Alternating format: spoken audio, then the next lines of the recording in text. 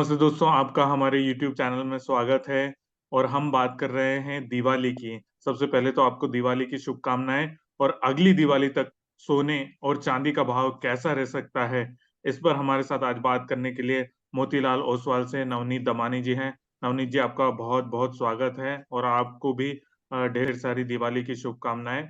नवनीत जी, चूँकि अगला साल बहुत महत्वपूर्ण है और अगले साल की जो दिवाली है वो भी नवंबर में ही आ रही है, नवंबर 2024 में। तो आप अब यहाँ से लेके अगले साल तक ऐसे कौन से कारण देख रहे हैं जो सोने और चांदी के भाव पर असर डाल सकते हैं? धन्यवाद वीरेंद्र जी एंड सभी दर्शकों को दिवाली की बहुत बहुत शुभकामनाएं। वेल, गोल्ड प्राइसेस अगर आप 2022 और 2023 देखेंगे तो पूरे 2 सालों में काफी उठापटक का माहौल रहा है एंड काफी सारे फैक्टर्स रहे जो प्राइसेस को टाइम एंड अगेन या तो पॉजिटिव डायरेक्शन भी दी या कंसोलिडेशन का रुख भी दी है। लार्जली हमने करीब करीब 5 से 5.25% के बीच के रेट हाइक देखे यूएस की तरफ से। और अब फिलहाल ऐसा लग रहा है कि इन्फ्लेशन कहीं ना कहीं कंट्रोल में है, not only in the US but globally भी काफी सारे देशों में। तो रेट हाइक का जो सिलसिला हम देख रहे थे वो कहीं ना कहीं थोड़ा सा थमता हुआ नजर आएगा। जियोपॉलिटिकल रिस्क तो हमेशा से अनएक्सपेक्टेड रहा है और टाइम एंड अगेन मार्केट को कोई ना कोई दिशा या वोलेटिलिटी प्रोवाइड करता रहेगा। तीसरा फैक्टर रहेगा इन्फ्लेशन जो कुछ हद तक कंट्रोल में है ग्लोबली और यहाँ से बहुत इंक्रीमेंटल गेन्स इन्फ्लेशन में नहीं जुड़ेंगे अनलेस क्रूड ऑयल प्राइसेस 110 $120 के आस पार चले जाए, जो कि हमें नियर टर्म में नहीं लगता है। और चौथा फैक्टर मुझे लगता है जो जो कि मार्केट को थोड़ी सी दिशा या डायरेक्शन प्रोवाइड करता रहेगा, वो रहेगा करेंसी फ्लक्चुएशन। हमने डॉलर इंडेक्स में बहुत अच्छा फ्लक्चुएशन देखा है। डोमेस्टिक में अगर हम देखें तो हमारी करेंसी भी डिप्रिशिएट होके करीब करीब लास्ट 6 महीने से 83 हाफ लेवल जो कि लाइफ टाइम हाई के आसपास है वहां पे कारोबार कर रही है।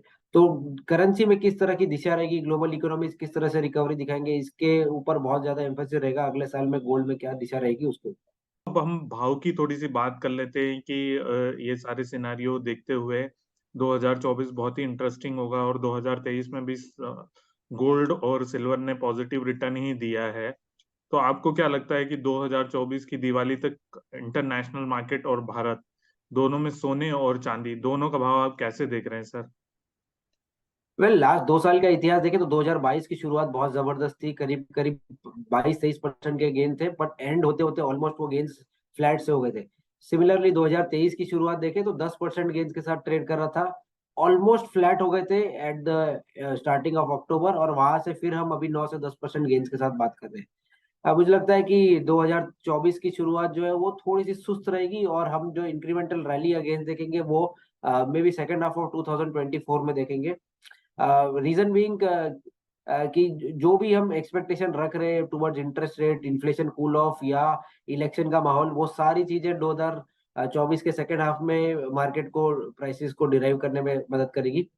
तो हो सकता है कि यहाँ से जो हमने रिस्क प्रीमियम देखा है इसराइल हमास वॉर के चलते, जो करीब 8 से 10% की बहुत नॉन स्टॉप बढ़त देखी है, वो एक बार थोड़ी सी फीकी पड़ने लग जाए अगर वॉर में कुछ खास एस्केलेशन नहीं होगा तो 3-4% का करेक्शन आ जाए प्राइसेस में, ये संभावित तौर पे पॉसिबल। बट यहाँ से इंक्रीमेंटल गेन्स 8 से 10% के भी हो सकते हैं। तो डाउन साइड में अगर $1900 आए तो बाय किया जा सकता है। अपसाइड पोटेंशियल 2150 से $2200 तक का हो सकता है। अगर डोमेस्टिक टर्म्स की बात करूं तो 58,000 के आसपास बाइंग की अच्छी अपॉर्चुनिटी अराइज होगी एंड अपसाइड पोटेंशियल 64 से 65,000 तक का हो सकता है। जी, चांदी का कैसे देख रहे हैं इंटरनेशनल मार्केट में सर आप? वेल, सिल्वर पे तो हम काफी टाइम से काफी बुलिश रहे हैं एंड लास्ट कुछ दिनों में गोल्ड में जरा आउट परफॉर्मेंस देखने मिला है। But I think 24 will be the year for silver. वहां पे जो आपको आपको सिल्वर आउट परफॉर्म करता हुआ नजर आएगा।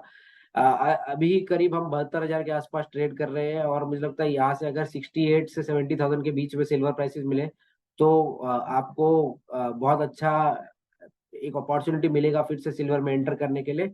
और गेंस जो है करीब करीब 20% के आसपास हो सकते हैं, यानी 82,000 से 85,000 तक के टारगेट अगले 12 महीने में आपको देखने मिल सकते नवनीत जी, ये सारी जानकारी हमारे दर्शकों को देने के लिए आपका बहुत-बहुत धन्यवाद।